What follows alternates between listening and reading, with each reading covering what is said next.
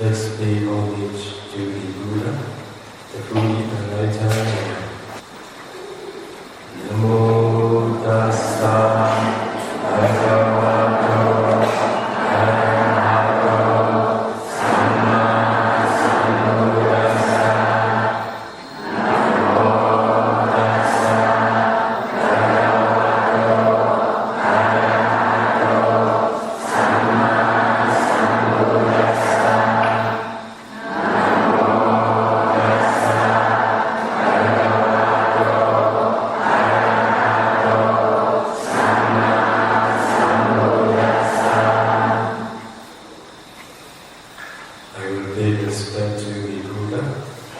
Reciting one of these stanzas in my own language. Buddha Bodhaya Diti Jantoyo Dhamataya Sa Dhamataya Tanto Dhamateyo Adrenaya Sa Nibuddho Nibbānataya Taloka Dhanani Lokadareno lokatumai gudaya desu pito mudo. Yo nago nagamiyo yadhyasini atupachenya satyadi. Buddha tisani kuro raito trintimeno mipire. Bodhaya satchataitamu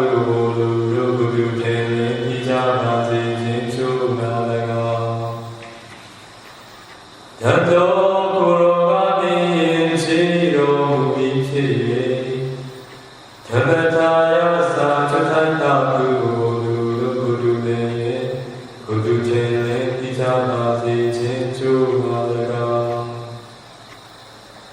Tanto kurogami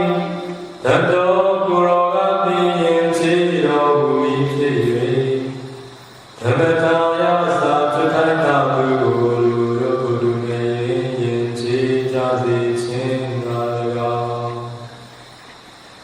Tanto kuraya mikilita mukkhate ineno mukhiye Dhamataya satchataita guru kilita kunija bhazi chenmalaga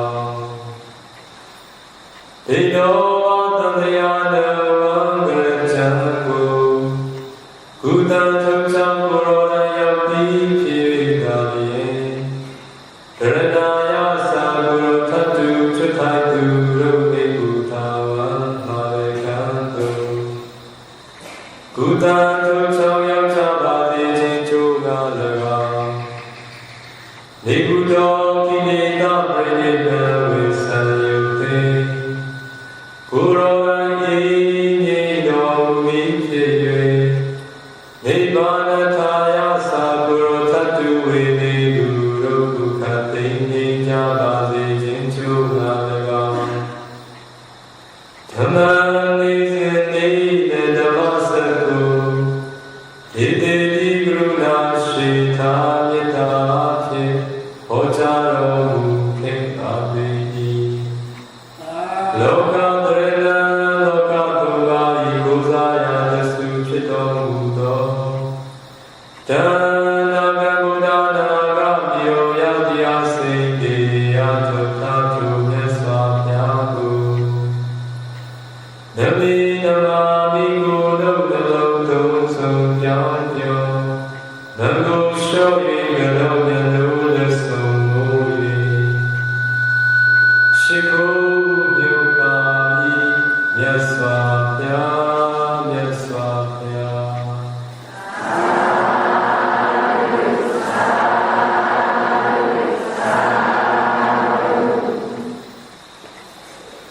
Venerable Sir, please explain for us to clear the offering on the Katina days and the offering on the other days.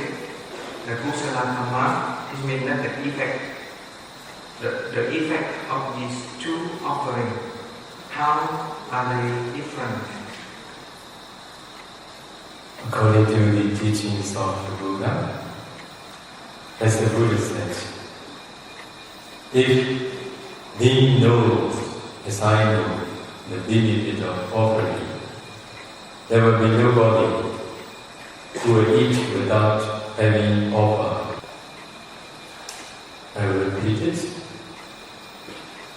If being knows as I know the benefit of offering, there will be nobody who will eat without being offered before they are going to eat. Buddha explained different types of offering. Different types of offering gives different results. So it was explained in the Sayadaw Sutta, giving what? So in that sutta, Buddha explained, if someone wants good eyes, good sight, they need to offer light. If we want beauty, Buddha said, we need to offer cloud. If we want ease, we need to offer vehicle. If we want all, we need to offer baby or bhikkhu. In other place, Buddha says,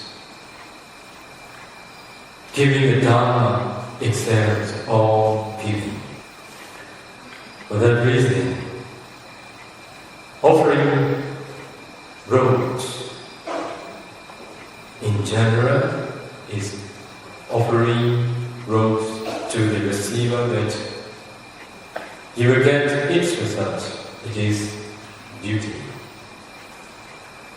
As you all make an offering in different occasions, you offer food, you offer flowers, you offer robes in other occasions. At that time, as you make an offering, you get merit, and the receiver gets as you offered. As the Buddha prescribed Katina to be done, to be performed by the bhikkhu. But bhikkhu themselves, they cannot arrange these Katina robes offering. It must be arranged by the lay devotee. What about Bhikkhu Sangha? They can't say anything to lay devotee about Katina. Lay devotee must request and lay devotee must arrange and inform their wish to the Bhikkhu Sangha. So, Bhikkhu, the order of Sangha, the community of Bhikkhu Sangha, they observe 227 Bhikkhus' rules. It is laid down by the Buddha. As the Buddha laid down for Bhikkhus to practice, there is nobody who can make a change. Who can say, you don't need to practice this? Only the Katina robes offering can provide 5 privileges. Because of this reason, Katina robes offering made by the devotee provides these 5 privileges for Bhikkhu Sangha. There are different types of offenses. among them, because of Katina ropes offering, it provides Bhikkhu Sangha 5 privileges. Because of this reason, before, if they don't follow these 5 rules laid down by the Buddha, it is offense. But because of spreading of the Katina, after spreading the Katina, we obtain these 5 privileges. Even though we don't do the way the Buddha laid down, it will not be offense for all of us people. The meaning of Katina is firmness, stability, and durability. It provides these 5 privileges for continuous 5 months, and ensuing 5 months. The Buddha also comes to provide these 5 privileges. Only the Katina ropes offering, the Katina, spreading of the Katina, again, provides these 5 privileges. As we obtain firm, stable, and durable privileges for 5 months, as we provide these firm, stable, and durable privileges to Bhikkhu Sangha, it can give in the same way for all of you. As it is Sangika Dana, Sangasa Deva. Sangika Dana it itself gives great benefit, as it can be offered only once in a year at a certain monastery. As we got the opportunity to do for the welfare of the Bhikkhu Sangha, and as we do, as we provide the 5 privileges for the Bhikkhu Sangha, they can live without following those rules, as it will not be offense if they don't practice. As it is Sangika Dana, it will give its result, which is great in its benefit. This is what I can explain to all of you. Another question. So, in the Buddha time, many stories when people offer to Buddha, after that when they come back home, there's a lot of diamond jewelry appear at their home. So nowadays, if we think we done a little bit now, but we will get more in the future, or soon or later, and in their mind like this, if you want to be rich now, you have to dana. So is this the right attitude? Please on that elaborate more or explain more. What is the right attitude for the donating or dana? Different karmas give different results. Offering is for when. For that reason, whether you want, whether you don't want, whether you expect, whether you don't expect, giving will give its result, such as prosperity or when. You don't need to think much about it. In times of the Buddha, a very poor man, after making an offering a very small amount of things to the Arahant, such as Buddha and Arahants, after they emerged from the cessation.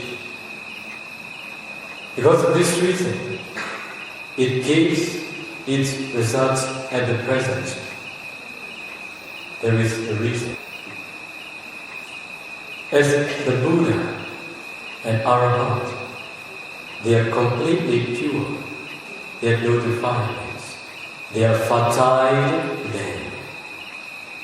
Not only this, they always or often enter the cessation, Nirodha Samapatti. Sometimes they want to do for the good of a certain poor man. They see the fate of that poor man too. Because of this reason, they enter the cessation. After emerging from the cessation, Nirodha Samapatti, they go for alms. And then a man got the opportunity, or gets the opportunity to make an offering to such a pure, great being. Because of this reason, it can give its result at the present. A rose in the first mind moment. When it gives its result, it gives at the present. As the Arahant, they are fertile land.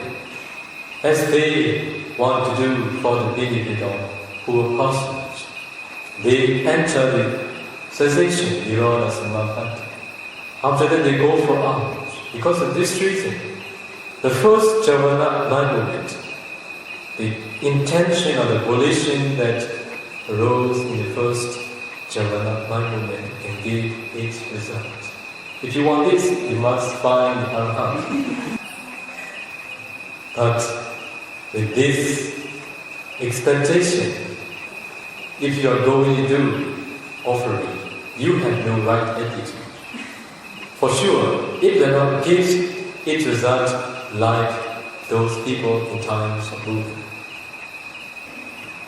Those persons who got the opportunity to offer the Arahant, it is not that they know they are Arahant.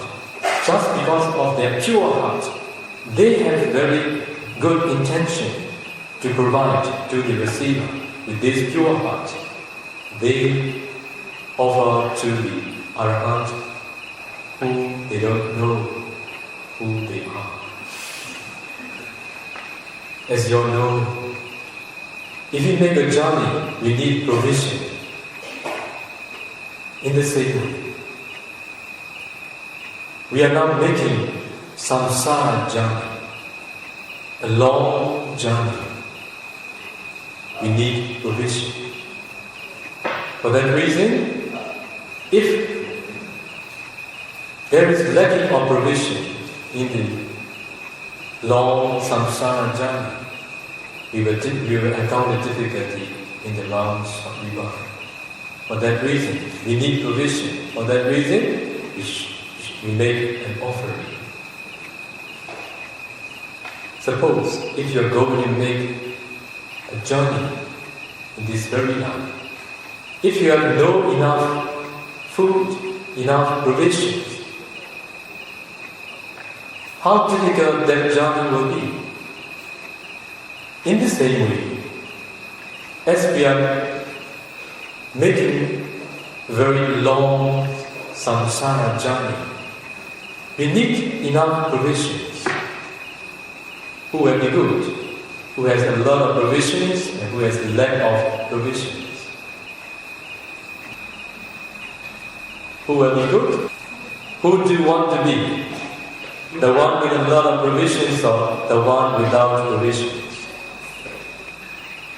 No answer. I know what you want to be. That's why we make different types of offering to provide our long samsara journey. not to have difficulty like others. I want to ask you one question. Which is better? Your offering is going to be a supporting cause for the realization of Nibbana, and for the possessing of a lot of material things. Which is better? Which is better? Who do you want to be? I believe you want to be the one who can make an end of suffering. So, without expecting prosperity, wealth, just make an aspiration. May this merit be for the realization of Nibbana. Because of this aspiration, when it gives its result, you will be a wealthy man, or you will be a wealthy lady. In the same way, it will support for the realization of Nibbana. But if you make an aspiration just to be a wealthy man, it cannot support for the realization of Nibbana. If you make an aspiration to be able to make an end of suffering, when you do offering, when you observe morality, it will support for the realization of Nibbana. But it is just supporting cause. Direct cause is practicing meditation. For that reason, if you want to make an end of suffering, you need another provision related to practicing meditation. You need right attitude when you make an offering, to provide to those who need with pure heart, without expecting anything. Because of this, it will give its result very great. Which mind is pure? The mind that expects something and the mind that doesn't expect anything. That pure mind will give great result. Making an aspiration to be able to make an end of suffering, it is a type of aspiration, not to get anything, not to possess anything. It means that to give up everything. There are two types of giving. There are two ways of giving up. One is giving up living things, another is giving up defilements. Because of making an aspiration to be able to make an end of suffering, it will support for you. It will support you to be able to give up living things and defilements. One thing. I am a foreigner citizen. If I don't disrobe and go back to my country without one day to give me precept, can I use a record my own thought taking precept now? Our life experience is as a bhikkhu. After ordaining as a bhikkhu, Buddha laid down for all of us to stay with the dissenter for 5 rain retreats. It is very important. We must learn, we must be in the Sangha community. Only then we can learn related to our ordained life.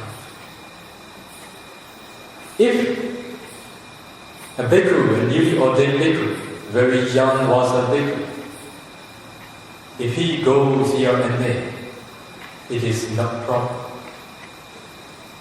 If there is something important to do related to father, mother, sickness, yes, they are allowed to go, but not to stay very long time, because there is no community of Sangha that it cannot support him to live the way the bhikkhu should live. In the same way for Sayadaw. So if you need to go back for some reason, You can. You can take by yourself in front of the Buddha. If there is no bhikkhu who can give morality. But if you just stay like this, there is no Kalyana Mitta, good friend, near you. There will be no community of Siali, or community of Sangha, who can admonish you, who can give guidance for the welfare of you. Because of this reason, you should not spend a long time alone in the same way for bhikkhus do. If they do like this, they grow old without any quality. According to my understanding as a bhikkhu, even 5 years spending learning, living in the community of Bhikkhu Sangha is not enough. Better 10 years. Why? We have layman habit, character, practice, all need to be changed. If you don't change, if you don't improve, you will not be a bhikkhu. You will not be an ordained person. You will live like a lay person. You will speak like a lay person. You will act like a lay person. All these need to change. Only when you know how to learn, only when you wish to stay learning with Sangha community, but it must be good community, not bad. As the Buddha said, Anyomi akapo kraniyogi padvijiti abhina pacha vichavakitana. The behavior and manner of ordained persons should be completely different from that of lay person. It will not happen by itself.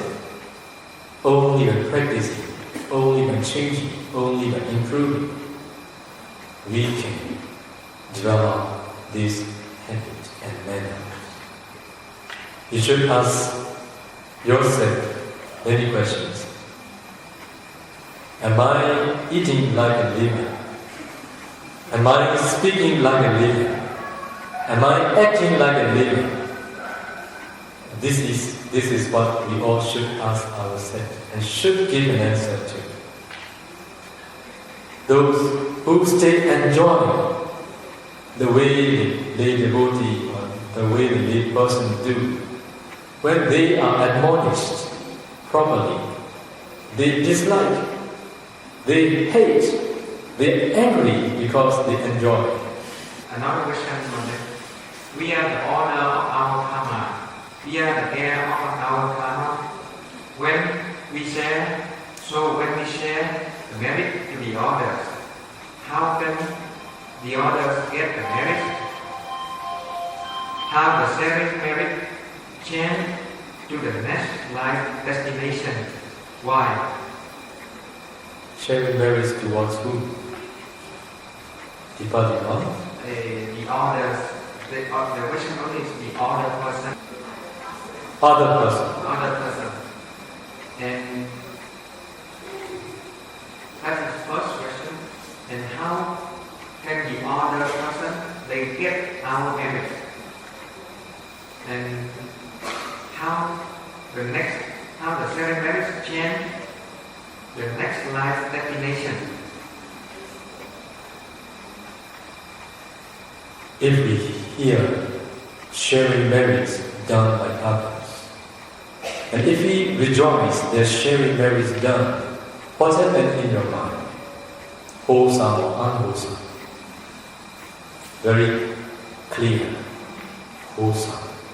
But if you feel jealous, what happens? Unwholesome. That's why if you rejoice sharing merits done by others, you are accumulating wholesome karma. That wholesome state of mind gives its result. This is what you can understand very clearly.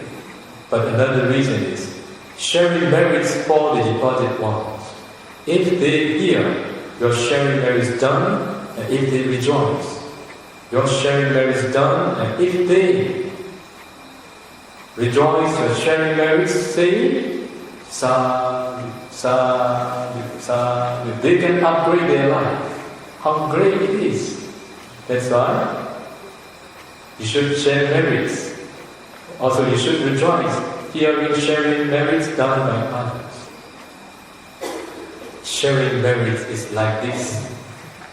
Now, suppose electricity is out of order, completely dark, and I lit a candlelight.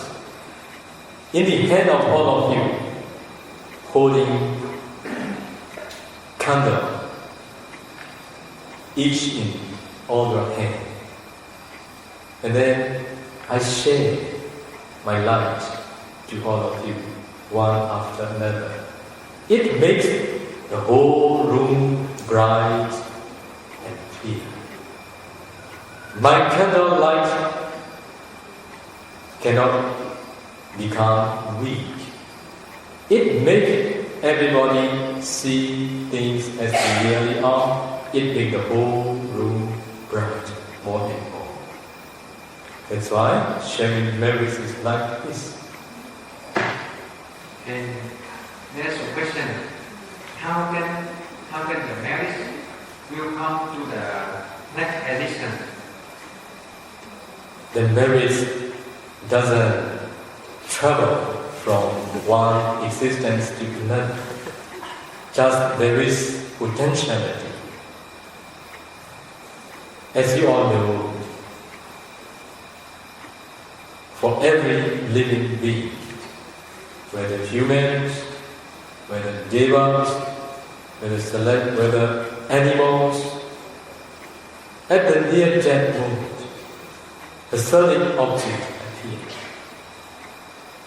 It may be wholesome or unwholesome. If your last near-death object is wholesome, taking it as your near-death object, you passed away. Because you can take wholesome object at the near death, it takes its result in a good way.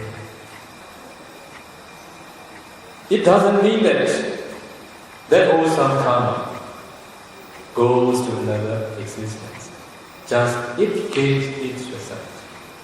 It is not that karma that appears in the new existences. But there is a connection between. Without this will not happen in this way. This is not this is also not this. But there is a connection. Suppose you shout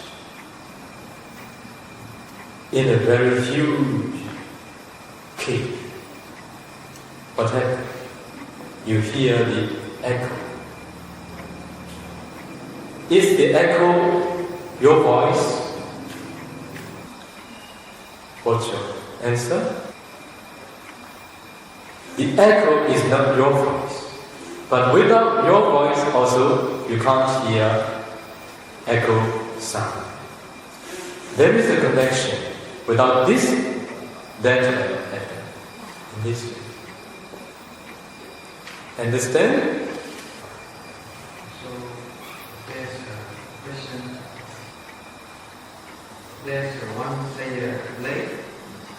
She said that she is new to the meditation and do mindfulness on the breath. Also, she is newcomer. She doesn't know anything about the studying Dhamma, about the Abhidhamma. So she has a question: should she need to studying Dhamma first, so that she can get deeper knowledge of the Buddha teaching, or she only need to practice the technique of the mindfulness on the breath first? There are two ways. Some, after studying the Dhamma intellectually, spending many years, they started their meditation. But many of meditators here are those who don't or who didn't study or learn Dhamma intellectually before. Just because of their interest and calm on the meditation practice, they come and practice. They realize the Dhamma. After that, they study or learn the Dhamma intellectually again. This is the way we can do. As we are teaching meditation practice, according to Pali commentary, when you practice even samatha, at the time you goes together, learning and practicing. For that reason, when you can practice successfully what we are teaching here, you know a lot about learning, intellectually too, but furthermore, you attain direct knowledges, what the scholar can't. That's why, if you could successfully practice what we are teaching here according to the path of purification, Visuddhimagga, you know a lot, both intellectual and insight, direct attainment too. Now, suppose if you are going to read the book Visuddhimagga without any direct knowledge, you encounter difficulty to understand. But after practicing successfully what we are teaching here according to Visuddhimagga, at the time, what you have never read before, please read at that time. You understand all. You will say, oh, this is what I have already practiced. Oh, this is what I have directly penetrated. So, Venerable Sayadaw, there's one question, two questions. How to deal with worries and how to be free from worries? We worry, we sorry. Why? Mostly, if we think about our past, we feel sorry and many things that we have for what we have done. If we think about our future, we feel worried just because of this. Most of the causes are because of this. That's why I want to share with all of you the teachings of the Buddha. In times of the Buddha, one man approached the Buddha and asked what he wanted to know. Buddha, we lay person who live in the luxuriant house, enjoying sensual pleasure day and night, having meals 3 times a day.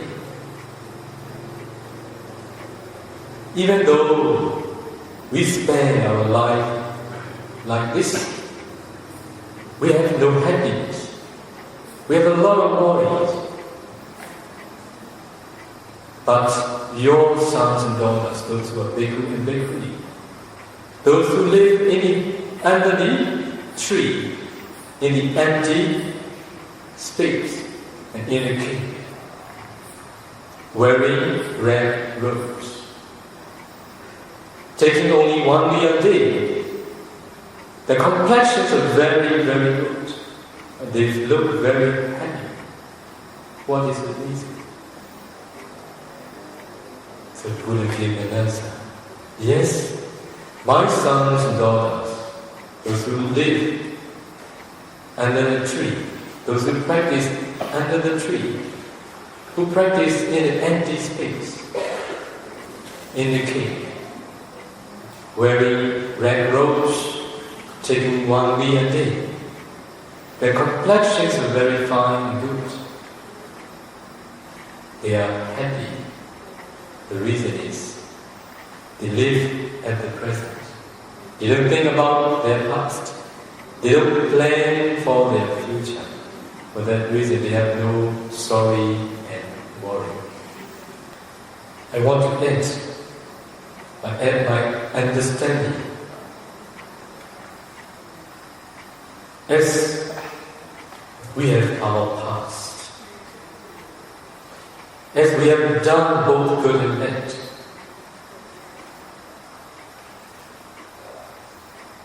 if we think about something good we have done, we will feel happy. But if we remember doing something bad in the past, we feel sorry. Whether good, whether bad, what we have done in the past, it is just in the past. Finished. It is not what you can do at the present for what we have done for both good and bad. What you can do practically is what you can at the present. Not for the future, not for what you have done in the past. That's why we should be practical if we want to make use of our precious time, just to stay, just to live at the present. When you're going to think about your past, as quick as possible, please stop. Just do what you can do at the present. When you're going to plan for the future, as quick as possible, stop. Do what you can do at the present. This is what we all need to train. Without training, impossible. If we train, day by day, we know how to live more peacefully. There may be those who have done something wrong towards us. Or we may be those who have done something wrong towards others. It is only in the past. It may be in the past, finished already. If we remember someone who had done something wrong, what do we feel? We feel very angry. Also, if you think about something what you have done wrong, you feel guilty. You waste your time. We should not waste our time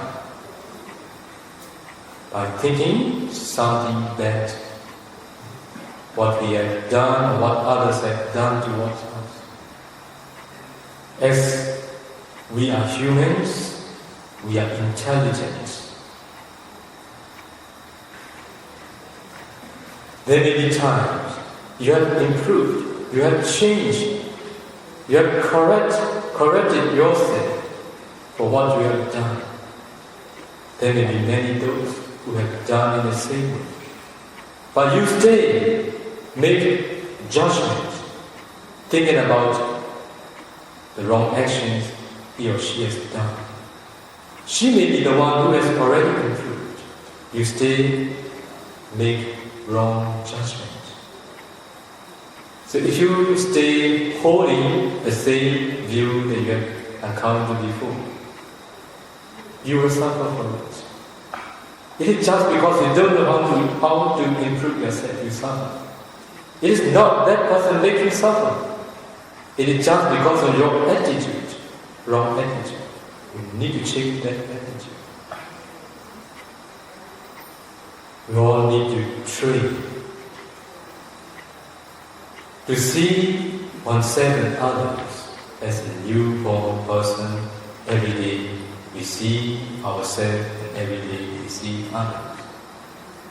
Only then you can see the improvement of others, the changes of others, and you can treat with him or her in the way you should be. Let yourself be a newborn person every day. Let others be a newborn person every day. This is what we all need to train to see like this, towards others and towards ourselves. Only then we will know how to live more peacefully. The most important thing is to know how to learn from both good and bad in life, and not to participate with them, just to learn to improve ourselves. It must be the last question. Yes, sir. So, how to keep the mind to be alert and how to get the alert mind continuous without interrupt. Alert, which mind has shrunk? The mind that is active or the mind that is calm? Which mind has power? The mind that is active or the mind that is calm? That's why the mind that is alert, sometimes it is active. We need calm mind. You have power to do good things. That's why always maintain calmness of the mind. Especially for those who are training the mind. We need not active mind, we need calm mind. Only with this state of mind, we can practice meditation well. The mind that is calm and alert, very good. The mind that is active and alert, this is not. Okay?